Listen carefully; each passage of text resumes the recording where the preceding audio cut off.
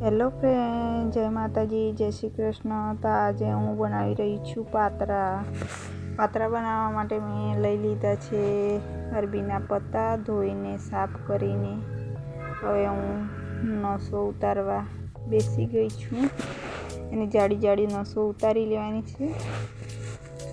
ગોળ રોલ વાળવાનો હોય ને તો જલ્દીથી વળી જાય, ભાગી ના જાય વચ્ચેથી, એના લીધે જાડી નસો ઉતારવી જરૂરી છે। અને કિનાર ખરબચડી હોય તો એ પણ કાઢી નાખવાની, કોઈ ખવાયેલી હોય અળથી તો કિનાર કાઢી લીધી છે। આવી રીતે બધા પત્તાના નસો ઉતારી લેવાની છે।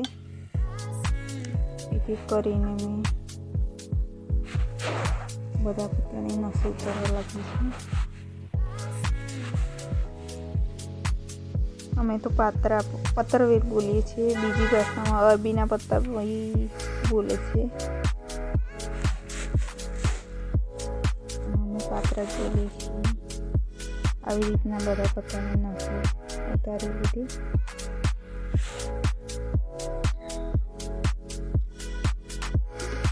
સાઈડમાં પણ થોડી જાડી હોય ને એટલે સાઈડમાં પણ ઉતારી લેવી પડે છે। કમ્પ્લીટ થઈ ગઈ।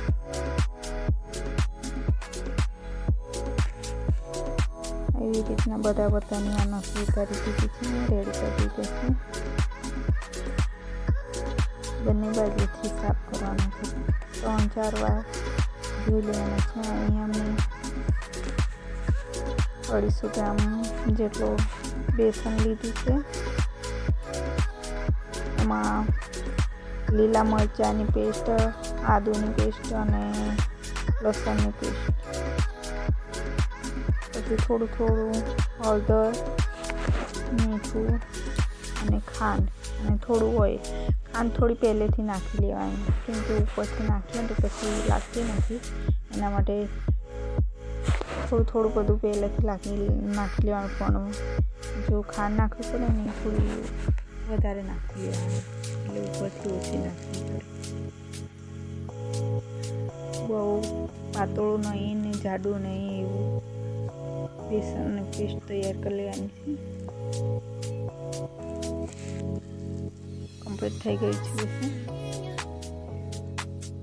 અહીંયા મોટા પાન હોય તો એક પાન ઉપર લગાવું છું, અને નાના હોય તો 2 ભેગા કરીને લગાવી લેવાનું છે। આવી રીતના ઉપર જાડો લેપ કરી દેવાનો છે। નાના છે એટલે ડબલ કરી દીધા છે મેં।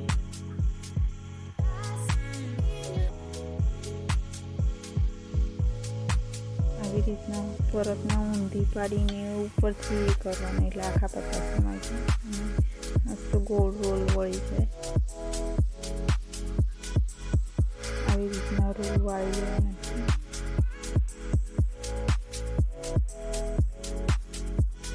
અહીંયા લાંબા જ વાળી લીધો છે રોલ। અહીંયા ડીશમાં રાખવાના છે એવું પાછળથી યાદ આવી, એટલે મને થોડા ટૂંકા કરી દીધા, સાઈડમાંથી વાળી લીધા। આવી રીતના બધા રોલ વાળી લઈએ। બધા રોલ વાળીને તૈયાર કરી લીધું, બેસન લગાવીને કમ્પ્લીટ વળી ગયા છે। હવે એક ડીશ લેવાની છે। અહીંયા મેં રોજ ઇસ્તેમાલ કરું છું એ જ કુકર લીધું છે। કુકરમાં 3 વાટકી મૂકી છે, વાટકીમાં પાણી રેડી દીધી, એના લીધે ઉછળે ના વધારે, પાણીની લીધે ઓછા વજનથી ઉપર ના આવી જાય, એના લીધે એ વાટકી ઉપર ડીશ રાખવાની છે, એના લીધે।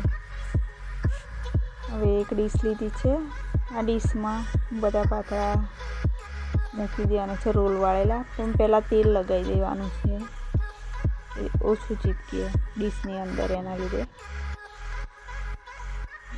આવી રીતના બધા ને એક જ સીટીમાં તૈયાર કરવાના છે। અને બધી વાર હું આવી જ રીતે બનાવું છું। જો વધારે હોય તો પહેલાં એક વાર કરી લેવાનું, બીજી વાર ફરીથી પાછા આ રીતે કરી લેવાનું। અમારી છોટી ફેમિલી છે એટલે એક વારમાં તૈયાર થઈ જાય એટલે જ બનાવું। અહીંયા મેં કુકર ગરમ થતાં પહેલું અંદર ડીશ રાખી લીધી છે, નહીં તો પાછું સાઈડમાંથી ગરમ થઈ જાય તો અંદર ડીશ મૂકી ના શકાય. આવી રીતના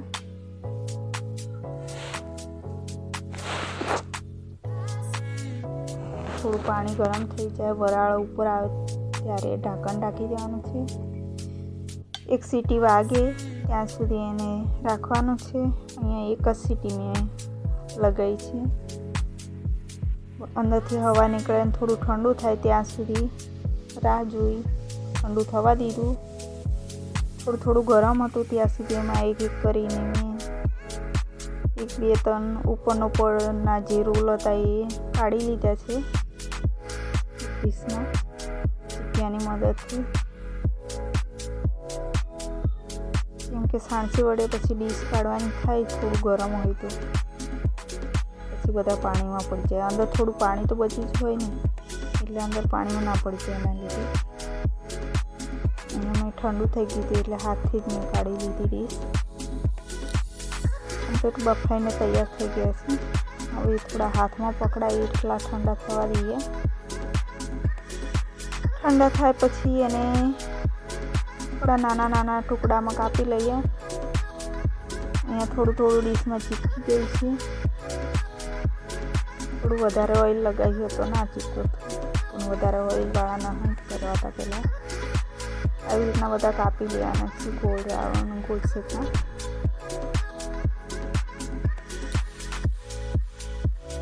ઠંડા થઈ ગયા એટલે આસાનીથી કપાઈ જાય છે. હાથમાં પકડી પણ શકાય. એટલે બાફેલે ફ્રાય કર્યા વગરના બી ખાઈ શકાય આને.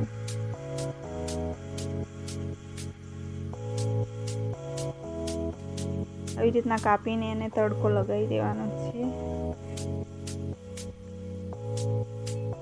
બહુ ટેસ્ટી બનતા. બધા મેં કાપી લીધા છે આવી રીતના ગોળ શેપમાં. થોડા વધારે બફાઈ ગયા હોય એટલે થોડા બીખરી જાય. અમે એક કઢાઈ લીધી છે, એમાં ઓઇલ પણ ડાળી દીધી છે. સોરી ગાઈસ, મારી ભાષા મિક્સ થઈ જાય છે હિન્દી ગુજરાતી,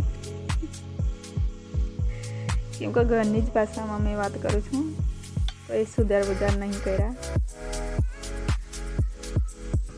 ગરમ થાય ત્યાં સુધી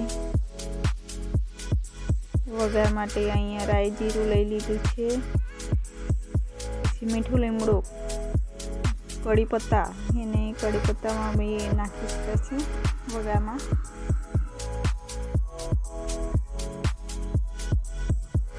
અહીંયા મેં વઘાર કરી લીધું છે.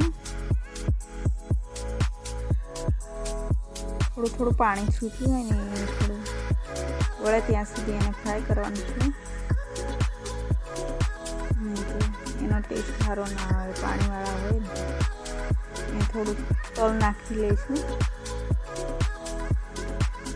અડધી વાટકી જેટલા તલ નાખીશું. પછી ઉપરથી